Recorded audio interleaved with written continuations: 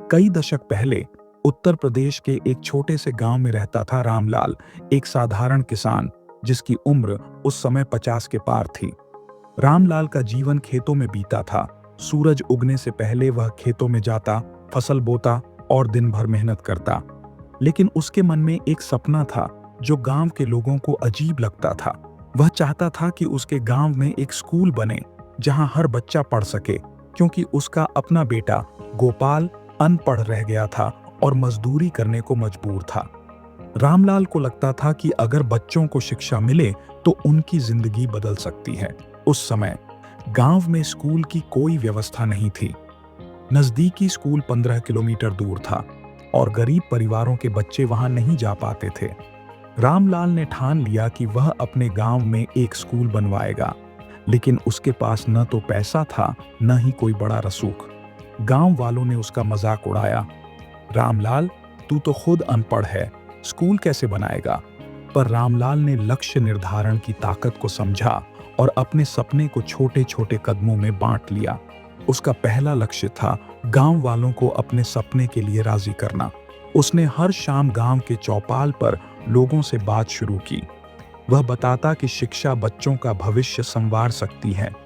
शुरू में लोग हंसते, लेकिन धीरे धीरे कुछ बुजुर्ग और युवा उसकी बात से प्रभावित हुए। रामलाल ने गांव के पंचायत सदस्यों से भी मुलाकात की और उन्हें स्कूल के फायदे समझाए। कई बार उसे निराशा मिली, लेकिन उसने हार नहीं मानी। दूसरा लक्ष्य था जमीन का इंतजाम करना। उसने अपनी छोटी सी जमीन का एक हिस्सा स्कूल के लिए दान करने का फैसला किया। यह कदम देखकर गांव के कुछ अन्य लोग भी प्रेरित हुए और उन्होंने भी थोड़ी थोड़ी जमीन दान दी। रामलाल का तीसरा लक्ष्य था पैसा जुटाना।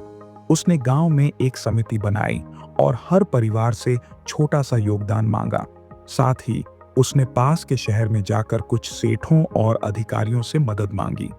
कई दरवाजों से उसे खाली हाथ लौटना पड़ा, लेकिन उसने धैर्य रखा। एक दिन एक दयालु सेठ ने उसकी बात सुनी और स्कूल के लिए कुछ धन देने का वादा किया। रामलाल ने अपनी संतुष्टि थी। वह अक्सर बच्चों को कहता, सपने बड़े हों या छोटे, उन्हें छोटे छोटे लक्ष्यों में बांटो, हर कदम तुम्हें मंजिल के करीब ले जाएगा। रामलाल की कहानी गांव में आज भी सुनाई जाती है। उसने सिखाया कि स्पष्ट और प्राप्त करने योग्य लक्ष्य निर्धारित करने से कोई भी सपना असंभव नहीं।